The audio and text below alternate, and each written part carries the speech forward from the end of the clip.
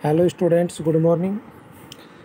कल जो आपका सिक्स्थ क्लास का chapter number 5 a different kind of school complete हो चुका है। उसके क्वेश्चन आंसर भी आपने अपनी इंग्लिश नोटबुक में कर लिए होंगे, जो हमने पीडीएफ फाइल के रूप में आपके पास सेंड किए थे।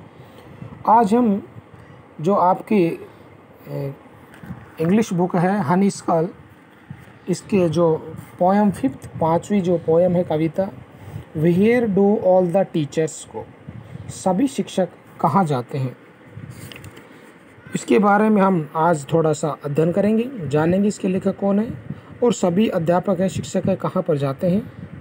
कि एक बालक है, वो ये जानना चाहता है कि शिक्षक कहाँ जाते हैं, क्या करते हैं, क्या वे अपने घर के कार्य करते हैं या किसी अन्य कार्य में वो घर के सदस्यों की सहायता करते हैं। ऐसे कौन कौन से कार्य हैं जो एक अध्यापक घर पर करता है। तो बच्चों, सबसे पहले हम अबाउट द पोएट, लेखक जो कवि के बारे में थोड़ा सा जान लेते हैं। तो जो इसके लेखक हैं पीटर डिक्सन है।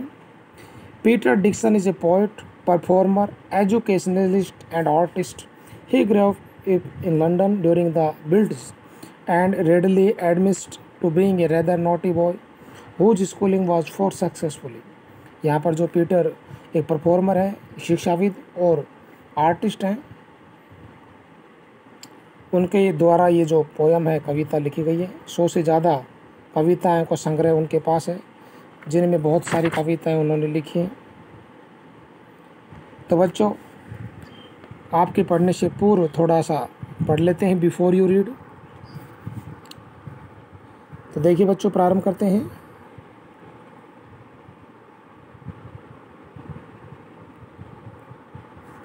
For a little child has a teacher, for a little child a teacher is special, is special. एक छोटे बालक के लिए, फॉर ए लिटिल चाइल्ड, एक छोटे बालक के लिए एक अध्यापक कौन होता है? एक अध्यापक विशिष्ट व्यक्ति होता है, स्पेशल होता है, विशिष्ट। ए टीचर इज स्पेशल, यानी जो छोटा बच्चा होता है उसके लिए अध्यापक का क्या महत्व है? वो अध्यापक को सर्वोपरि मानता है और जो उसका अध्यापक उससे जो कह देता है वो उसी चीज़ में सत्यता प्रकट करता है, उसी चीज़ को सत्य मानता है, चाहे फिर उसके पेरेंट्स उस चीज़ के बारे में क्यों न बताएं, लेकिन वो केवल अपने सर की बताई हुई, अध्यापक की जो बताई हुई बात है उसे ही सर्वोपरि मानता है। इसलिए जो एक छोटा बालक होता है उसके लिए अध्यापक एक विशिष्ट व्यक्ति होता है। For a little child a teacher is special, एक छोटे बच्चे के लिए जो अध्यापक होता है वो बहुत ही विशेष होता है। It is difficulty for a small child to think of his her teachers as an ordinary person, यानी एक छोटा जो बच्चा होता है उसके लिए चाइल्ड टू थिंक, सोचना कि उसके जो teachers as on the ordinary person, कि उसके अध्यापक या अध्यापिका एक सामान्य व्यक्ति के समान ही होते हैं, बहुत ही मुश्किल होता है। It is difficult for a small child, एक छोटे बच्चे के लिए बहुत ही कठिन होता है यह सोचना कि जो उसके अध्यापक या जो उसके अध्यापिकाएँ हैं वो अन्य व्यक्तियों की तरह से ही सामान्य व्यक्ति होते हैं। यानी कि जो एक बच्चा होता है वो अपने जो टीचर होता है उसे एक विशिष्ट व्यक्ति समझता है और उसे अलग व्यक्ति समझता है और उसकी हर कही हुई बात को मानता है, लोह की लकीर समझता है। तो यहाँ पर एक ऐसे ही बच्चे की छोटी सी कहानी है, स्नेहशौरी कविता है, कि वो ये जानना चाह रहा है कि उसके जो अध्यापक अध्यापिका हैं वो क्या करते हैं, कहाँ रहते हैं, क्या क्या घर पर काम करते हैं, इन सब चीज़ों के बारे में वो जानने के लिए बहुत ज़्यादा उत्सुक है। तो चलो बच्चों, इसके बारे में हम जो पहला स्टेंजा है आज उसके बारे में थोड़ा सा अध्ययन करेंगे। Where do all the teachers go when it's 4 o'clock, do they live in houses and do they wash their socks. क्या कल्पना कर रहा बच्चा?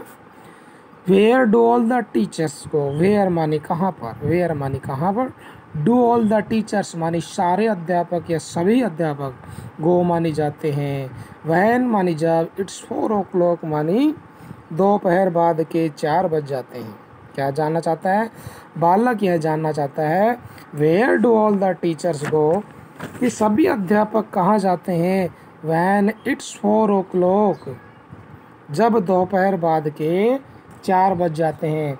यानी कि बच्चा जानता है कि जब जो नॉर्मली जो विद्यालय का टाइम होता है 10 से शाम के 4 बजे तक, तो उसके बारे में बच्चा विचार कर रहा है कि दोपहर बाद के जब 4 बजे बाद के टाइम के बाद अध्यापक कहाँ जाते हैं। यानी कि उसमें बच्चे में बहुत ज़्यादा उत्सुकता है इस बात को जानने की। Do they live in houses, क्या वे घरों में रहते हैं। अब वो जानना चाहता है कि जो अध्यापक होते हैं वो अपने घरों में रहते हैं या कुछ और कार्य करते हैं या कहीं और जाते हैं। तो do they live in houses, क्या वे घरों के अंदर रहते हैं। And do they wash their socks, और क्या वे अपनी जुराबें साफ़ करते हैं। यानी कि वो जो बच्चा है कल्पना कर रहा है कि जो अध्यापक होते हैं वो 4 बजे के बाद कहाँ जाते हैं, क्या वे अपने घरों में रहते हैं या फिर वो अपनी, जिस प्रकार से बच्चा अपनी जुराबें साफ़ करता है उसी प्रकार से क्या जो अध्यापक है वो भी अपनी जुराबें साफ़ करते हैं, ऐसा वो सोच रहा है। आगे देखिए, do they wears pyjama and do they watch TV and do they pick their nose the same as you and me. Same as you and me. Do they wears pyjama, क्या वे पायजामा पहनते हैं। आप लोग सोच रहे हैं डू दे वियर्स पायजामा, क्या वे पायजामा पहनते हैं। And do they watch TV, और क्या वे टेलीविज़न देखते हैं। यानी कि वो कल्पना करता है कि जिस प्रकार से मैं घर से भी जब स्कूल से आता हूँ तो अपने ड्रेस चेंज करता हूँ, पायजामा पहनता हूँ, टेलीविज़न देखता हूँ, क्या जो मेरे अध्यापक है वो भी इसी प्रकार की एक्टिविटीज़ करते हैं, क्या वो भी घर आके पायजामा पहनते हैं और टेलीविज़न देखते हैं।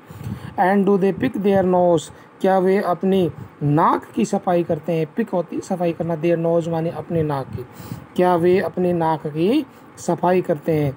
यानी कि वो कल्पना कर रहा है nose the same as you and me, ठीक उसी प्रकार से जैसे कि मैं और आप सफाई करते हैं।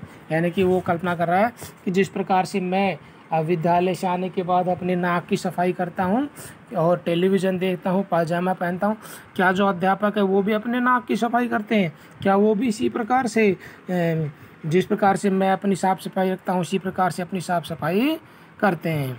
इस प्रकार की जो कल्पनाएं हैं वो बच्चा कर रहा है। आगे देखिए बच्चों, do they live other people, have they mum and dads and were they ever children and were they ever bad. क्या देखो क्या कर, do they live with their other people, क्या वे दूसरे लोगों के साथ रहते हैं। Do they live with other people, क्या वे दूसरे लोगों के साथ रहते हैं। Have they mums and dads, क्या उनके माताजी और पिताजी होते हैं। और वो सोच रहे हैं कि जो जिस प्रकार से मेरे मॉम और डैड हैं, मम्मी और पापा हैं, क्या एक अध्यापक के भी मम्मी पापा होते हैं, माता पिता होते हैं।